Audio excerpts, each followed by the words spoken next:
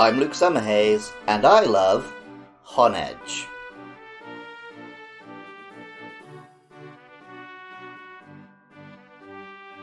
The existence of war in the Pokemon world has always been a topic addressed awkwardly and danced around.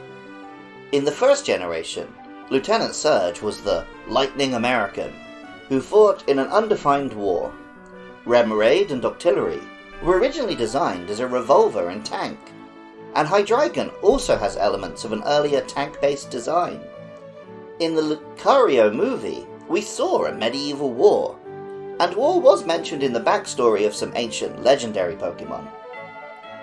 Finally, in the 6th generation, historical wars became a focal point of the legendary plot, and we also gained a Pokemon which is literally a haunted weapon, or indeed, weapons.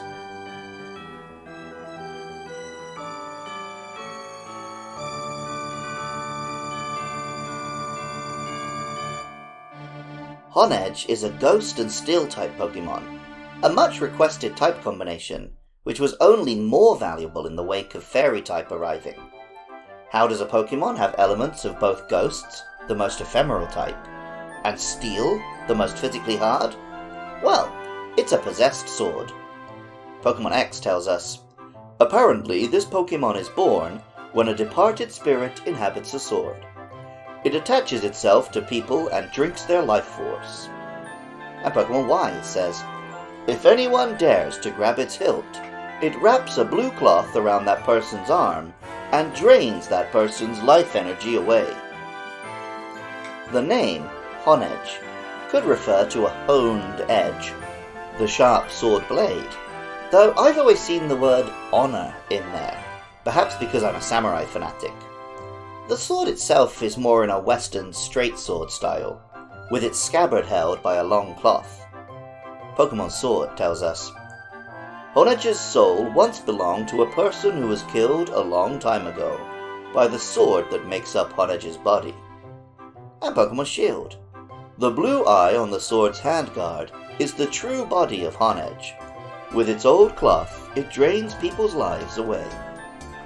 The Japanese name is Hitotsuki, a combination of Hitori, meaning one of, and Tsuki, either a stab or a curse.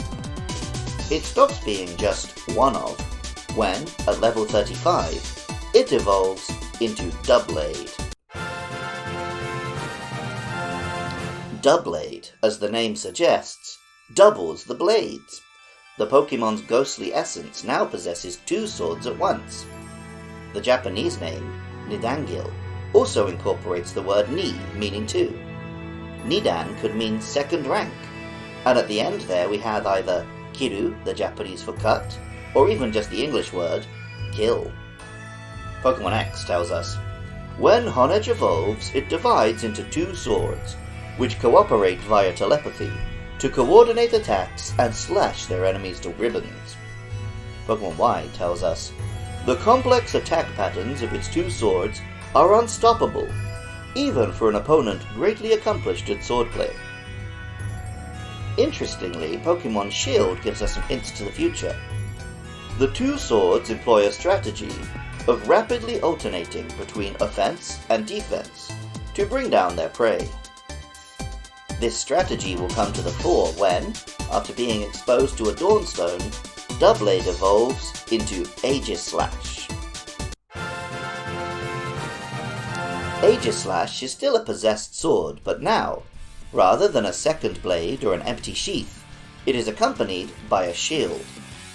Pokemon X tells us, generations of kings were attended by these Pokemon, which used their spectral power to manipulate and control people and Pokemon.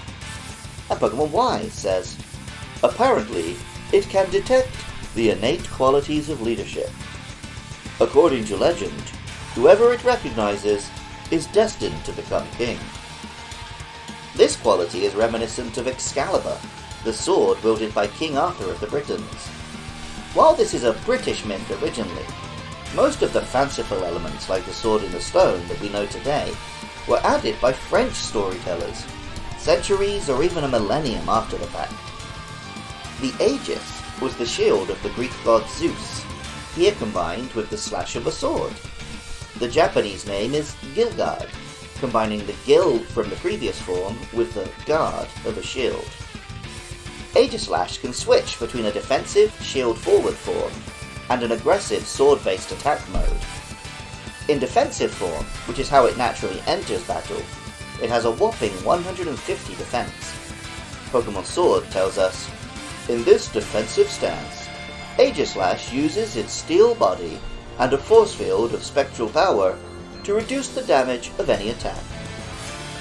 When Aegislash uses an attacking move, it switches to its attack form, dropping that massive defense stat, but replacing it with an equally enormous attack. Pokemon Sword says of this form, this stance is dedicated to offense. It can cleave any opponent with the strength and weight of its steel blade. Aegislash has very slow speed, so by allowing opponents to attack first, it can tank a hit in shield form, then transform and unleash massive damage in attack form. This switch-up meant it had essentially no weak point, even swallowing super effective moves, and allowed Aegislash to dominate competitive play for a generation or two. Aegislash also showed up in Pokken Tournament, where for all its weirdness, it basically moved like a humanoid figure, with the blade as a body and the ribbon and shield as two arms. People love to complain about Pokemon based on inanimate objects, but they're always quick to shut up when faced with a cool possessed sword. Music for Luke Loves Pokemon is by Jonathan Cromie. Artwork for the show is by Katie Groves. Honedge and its evolved forms were designed by Hitoshi Ariga. If you enjoy the podcast, find out about my other shows at podcastiopodcastias.org, or get in touch on Blue Sky at Podcast, or you can support the show at patreon.com/podcastiopodcastias. I love hearing from listeners. Up next are Spritzy and Swirlix, so hit me up about those or any other Pokemon. Even if you don't feel like doing any of that, thank you so much just for listening. I love Honedge, and remember, I love you too.